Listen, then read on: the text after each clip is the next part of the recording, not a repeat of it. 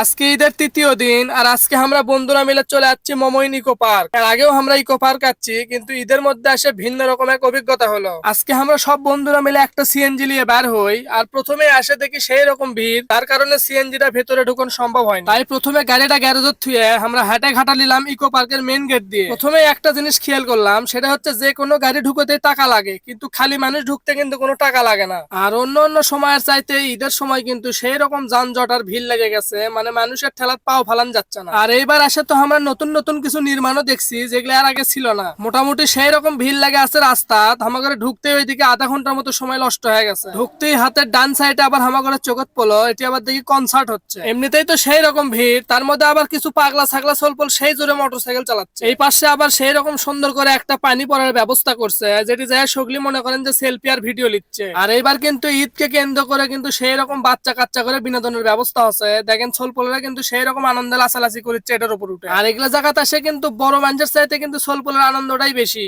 এর মধ্যে তো চোখত পড়ে গেল আমাকে ঘোড়ার গাড়ি। এই ঘোড়ার গাড়ির চড়ে মনে করেন পুরো ইকো পার্ক ঘুরে দেখার সুযোগ আছে। তারপরে মিচ্ছেনের সামনের দিকে যাতে আমাদের চোখে একটা ট্রেডিয়ালা শার্ট পরে গেল বারে। এবার ঈদত বলে এই ট্রেডিয়ালা শার্ট বলে সেই রকম ট্রেন্ডিং আছে। আরো সেই রকম একটা জিনিস যোগ হয়ে গেছে বারে, সেটা হচ্ছে যে 360 ডিগ্রি এইভাবে কিন্তু ঘুরে ঘুরে লাচার পাবেন আপনারা। এটার উপর চড়ে নিজের পছন্দের গান দিয়ে কিন্তু সগলি ভিডিও করে লিখছে নিজের নাচে। এটার উপর চড়ার জন্য দেখি টিকটক আর ভিডিও বলে সেই রকম লাইন ধরে ধরে আছে।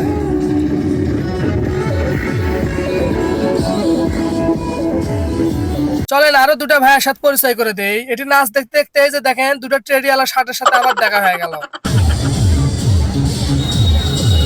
হামাগরে ক্যামেরা ধরা দেখে এরা তিনজন তো সেই রকম পোজ দিয়ে দাঁড়াছে। তারপরে আবার এরা দুইজন উঠে মনে করেন যে সেই রকম উড়াধুরা নাচানাচি করছে। যাই হোক, এগুলা দেখতে দেখতে মনে করেন যে হামাগরে গলা টলা শুকে গেছে, তাই আমরা কয়েক বন্ধু মিলা মনে করেন যে আবার রস খেয়ে নিলাম। গত 2 দিন ধরে কিন্তু সেই রকম গরম পড়ে গেছে, যার জন্য মনে করেন যে এগুলো না খেলে থাকাই যাচ্ছে না। যাই হোক, রস খাওয়া শেষ করে আমরা আবার সামনের দিকে আগাবার লিচ্ছি। এর মধ্যেই তো মনে করেন যে আবার চোখত পড়ে গেল একটা ট্রেডিয়ালা শার্ট। মানে মনে হচ্ছে যে এবার এই ট্রেডিয়ালা শার্ট ছাড়া ঈদই জমেনি। তারপরে চলে এলাম বিনোদন জগৎ।